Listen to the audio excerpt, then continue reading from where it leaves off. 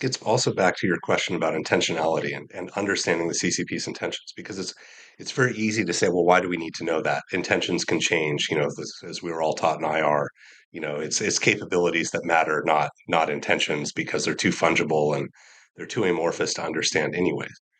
But I think one of the interesting things that I realized a few years ago when I was living outside of DC is that I wasn't learning very much when I came into DC. I was almost in more of an educational mode of, okay, here's what you need to understand, here's how to explain it.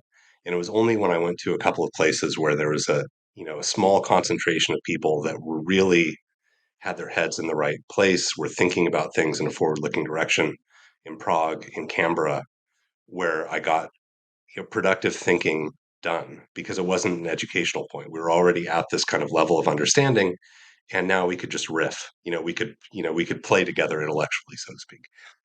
And in DC, it was, how do we constantly bring people up? And the intentions piece is the why.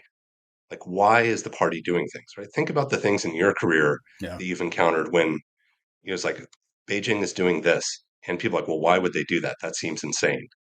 Or, of course, they wouldn't do that. A normal country wouldn't do those things, Yep. right? And just as an example, because it's in my mind today, because people are a little bit shocked about the news coming out of New York City, that the New York Times reported on, that you have somebody who was involved in Chinese organized crime who's now involved with the party and involved with kind of political machine building to influence politics there. Like, we tend not to think of the CCP being involved in criminality, and yet the CCP has been involved in criminality since the very beginning.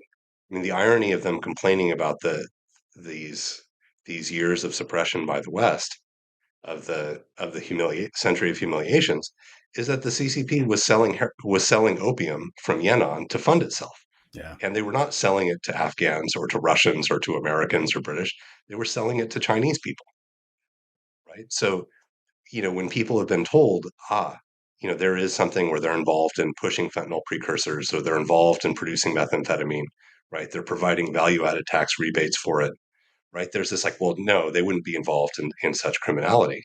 Like, but why would they treat why would they treat Americans? Why would they treat Mexicans or Canadians any better than they've treated their own people?